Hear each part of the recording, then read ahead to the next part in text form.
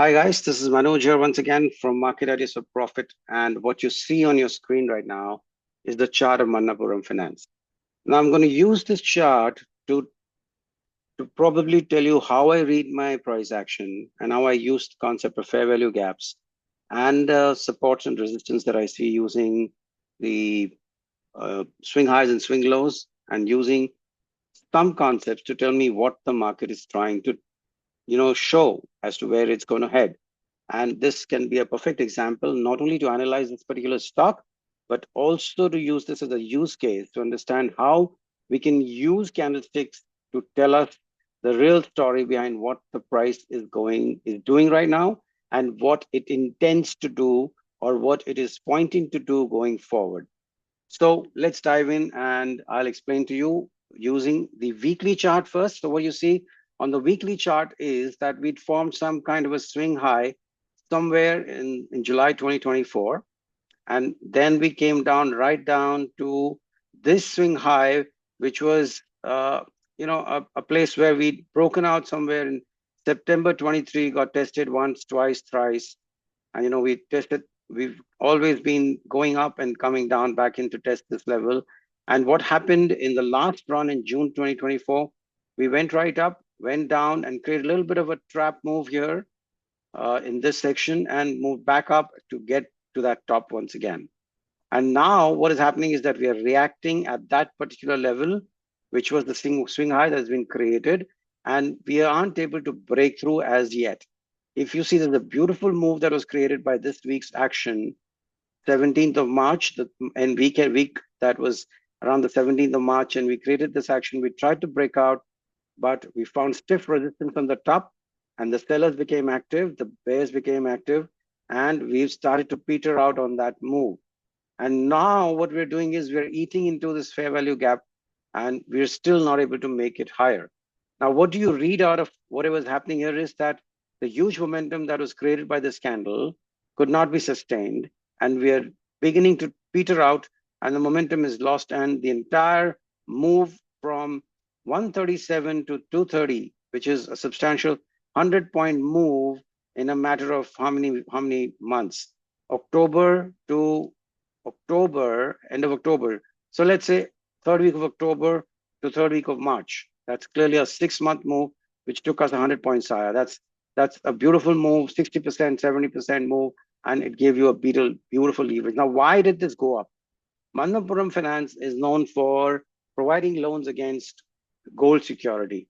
Now, when gold started to move up, this helped Manappuram to have a very secure lending business because every time gold went up, the security for whatever lendings that they made was secured by gold. And every time gold went up, the security became more and more healthier. That's the reason you see Manappuram's business model really has been shining really well because the assets, the loans that are given are secured by the asset, and the asset is gold, which has been appreciating like mad in the last 1 year. And that's reflected in the stock. And now what we're seeing is we're seeing a decline in gold. In fact, gold has declined 50% from its rise. So on a Fibonacci level, we are down 60%. In fact, we can go to the gold chart and check that too at the end of this video, but I don't want to lose the link as of now. So what has happened is gold has declined by 50% from its peak in relation to the last swing low. So we are facing some kind of retracement in gold. So the rise in the value of gold is no longer supporting the momentum that we had in Manappuram Finance. So now what we can see is that we can expect some kind of a retracement in Manappuram Finance. And the first point where it can retrace to is this particular 50% level on my markings. This is where I see the first retracement to come down to. So we can hope for a 30-40 point retracement in Manappuram Finance in the coming period. That's what is what I see on the charts. Now, once we come here at 193, we are going to assess whether we can go down to 170 or we're going to go back up and go back higher. So the possibility is that we come back to 193, take some kind of a support here and go back up. But if we don't find support and the events in the world and the gold charts don't support a rise, we could fall down to 172. So 169.1 down to 172, 170 levels is what I'm trying to say. So this is how I read it on the weekly chart. Look at it. Let's look at the daily chart and see if we're getting some reactions here. So what again we're seeing is that okay, let me make some adjustments and see what I feel can happen. So what I see is this is an important level. This could be the first level that we should track down to in our move down. This could be the first road marker down to 193. And if we break this is when we can start thinking very confidently about 193.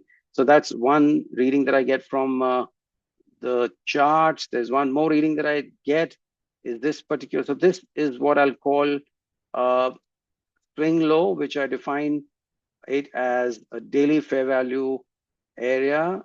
And I use that as a marker how I'm going to read my charts. That's the trend on my charts. That's one system that I have. If you want to know more about it, you should get in touch with me and I can explain to you. This system beautifully helps me to assess what the market is doing, which way the market is leading, and what are the next levels the market is going to track. So this is the field that we are in. These could be the markers. A move above 236 would negate my theory that we are moving downward. So we can use this. If you're going short here, this could be our stop loss, a little wriggle move up, and that could be a stop loss, and we could be targeting 219 and 190 on the downside.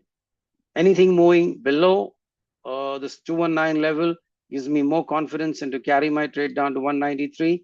But definitely whatever I make, whatever I create a trade setup here, my first targets are going to be 219. And if I'm in multiple lots, 219 is going to be my first target, and then 193 is going to be my subsequent target.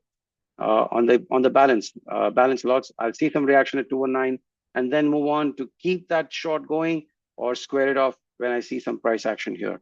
That's how I use the price action and this fair value area method to tell me what the trend is developing in the markets. And that's how I decide how I want to trade with this particular asset class, this particular chart, when I see the price action and the trend markers that I place with my daily fair value concepts. So this is it for Manappuram Finance. I hope you found some value. We will track this stock as we go forward and read as whether the readings that we got really worked, because that's a test of the analysis that I make, and that helps me get more convinced about the method that I use. Every time I trade, I get more convinced about this system. It's been working well, and hopefully it'll work well this time too. That's it for this video. Thanks, guys. Look forward to be with you in the next one. Thank you and goodbye.